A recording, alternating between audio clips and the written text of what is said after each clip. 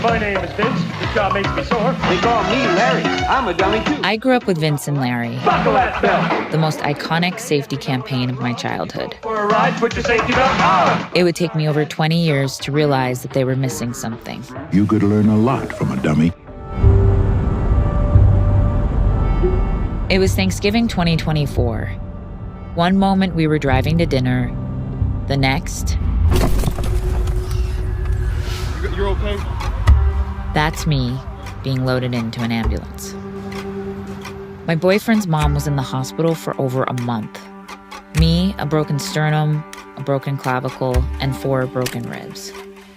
The women in the car had more injuries than the men. I never gave it a second thought. But then I talked to my friend David. Yeah, you told me what happened, and I think I said that makes sense because women get more hurt in car crashes. I looked it up and he was right. Women are 73% more likely to be severely injured. But it got worse. Turns out, the first person ever killed in a crash was a woman. And now they are 17% more likely to die compared to men. How could this be possible? The search sent me down the rabbit hole, and what I found was deeply disturbing. It's a story of how car companies and the government have been ignoring women's safety for a century, and the consequences have been deadly. I started by researching when cars first became popular in the early 1900s. They were designed by men for men. Expressways, turnpikes, parkways. By the 50s, the dangers of driving became well known. More people are killed on the highways than all the U.S. servicemen killed in Vietnam. Take it easy driving. The life you might save might be mine. Still, there was little safety testing. Researchers did do some, but they often looked like this. 421 miles per hour. Yes, that's a real person. Yet car companies were resistant to safety features like seatbelts. Safety is a dirty word in Detroit. You had that piece of spaghetti over your right shoulder, and you had the lap belt. That was very difficult. Very difficult. They blamed the crashes on drivers, not their cars. But in the 60s, Ralph Nader's best-selling book exposed car companies' negligence. Either it's sheer callousness or indifference, or they don't bother to find out how their cars behave. As a result, a new government agency was formed in 1970. The agency is the National Highway Traffic Safety Administration, called NHTSA, which polices the safeness of automobiles. By this point, almost half of the drivers in America are women. But NHTSA made its crash test dummies 5'9" and around 170 pounds, based on the size of the average man at the time.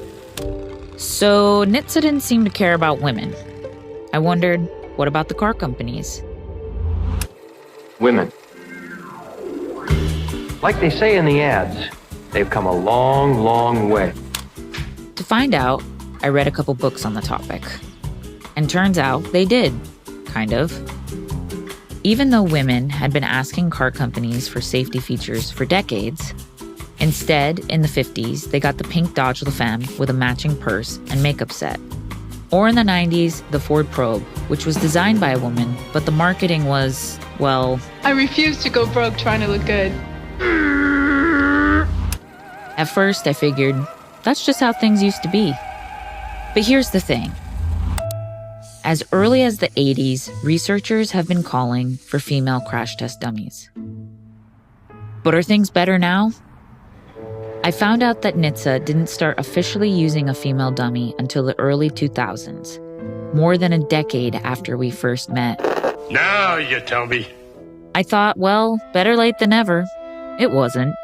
She is 4'11" and 108 pounds, roughly the shape and size of a 12-year-old boy's body. Basically just a smaller version of the existing male dummy, and it's still being used today. So NHTSA has been sidelining female dummies for nearly 50 years. I had to ask, does the shape or the anatomy of the dummy actually matter? Are women's and men's bodies really that different? I asked my physical therapist, Dr. Shavana Krishnan, who I saw a few times a week for my injuries.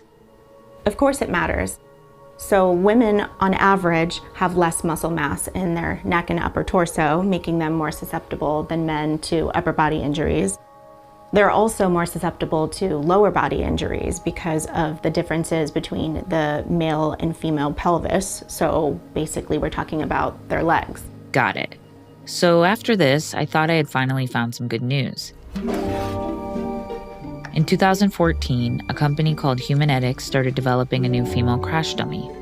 And if you read the headlines, it seemed like the problem had been solved. But I gave it a closer look. There's no deadline, no tangible action, just good press. If my descent into the rabbit hole has taught me anything, it's going to take a lot more than that to change the course of women's car safety. To fix this, Congress needs to pass the She Drives Act now and give NHTSA the resources to make this happen. Car companies need to stop lobbying against safety, and NHTSA needs to finally make this a priority. Too many women's lives are at stake.